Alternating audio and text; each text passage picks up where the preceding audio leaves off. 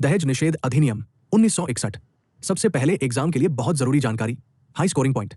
दहेज निषेध एक्ट 1961, इसमें धारा 1 से 20 शामिल नहीं है। इस एक्ट में सिर्फ 10 सेक्शन है, सेक्शन 1 से 10। इस अधिनियम के अंतर्गत धाराएं 11, 20 मौजूद नहीं है। एग्जाम में इस बात को साफ साफ बताने से एक्स्ट्रा मार्क्स मिलते हैं। सेक्शन 1, 10 की सही परीक्षा के हिसाब से जानकारी। पूरा एक्ट कवर किया गया। धारा 1, संक्षिप्त शीर्षक, विस्तार और प्रारंभ। दहेज निषेध अधिनियम 1961 पूरे भारत में फैला हुआ है। सरकार द्वारा बताई गई तारीखों पर लागू होगा। धारा 2, दहेज की परिभाषा। दहेज का मतलब है कोई भी प्रॉपर्टी या कीमती सिक्योरिटी जो दी गई हो या देने पर सहमति हुई हो, विवाह के एक पक्ष द्वारा दूसरे पक्ष से या किसी भी पक्ष के माता पिता रिश्तेदारों द्वारा, शादी से पहले, शादी के समय या शादी के बाद दिया गया।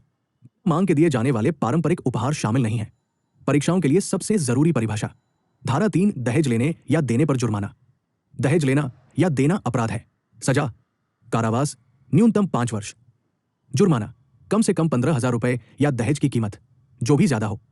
आम तोहफों के लिए छूट, कोई मांग नहीं प्लस लिस्ट में दर्ज। धारा 4, दहेज मांगने पर जुर्माना। दहेज की मांग करना भी सजा है। सजा कारावास 6 महीने से 2 साल। जुर्माना 10,000 रुपए तक। धारा 4A, विज्ञापन पर प्रतिबंध। शादी के बदले पैसे प्रॉपर्टी देने वाले विज्ञापनों पर रोक, दंडनीय अपराध। धारा 5, दहेज के लिए किया गया समझौता शून्य होगा। दहेज देने या लेने का कोई भी एग्रीमेंट अमान्य और लागू नहीं होता है। धारा 6, दहेज का पत्नी के लाभ के लिए होना। दहेज महिला को ट्रांसफर किया जाना चाहिए। शादी के 3 महीने के अंदर। असफलता कारावास प्लस जुर्माना। दहेज की संपत्ति पत्नी के लिए ट्रस्ट में रखी गई। प्रॉपर्टी और महिला सुरक्षा के लिए बहुत जरूरी सवाल। धारा 7, अपराधों का संज्ञान।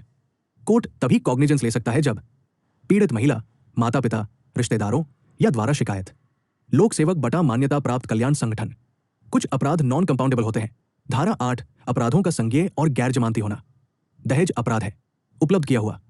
गैर जमानती, कुछ मामलों में सबूत का बोझ आरोपी पर आ जाता है। धारा 8A, सबूत का बोझ। आरोपी को यह साबित करना होगा कि दहेज की मांग नहीं की गई थी और नहीं लिया गया था। धारा 9, नियम बनाने की शक्ति। केंद्र सरकार एक्ट के प्रोविजन को लागू करने के लिए नियम बना सकती है। धारा 10, राज्य सरकार की शक्ति। राज्य सरकारें दहेज निषेध अधिकारी नियुक्त कर सकती है। अगर आपको यह वीडियो मददगार लगा हो तो कृपया इसे लाइक, शेयर और सब्सक्राइब करें। जल्द ही फिर मिलेंगे।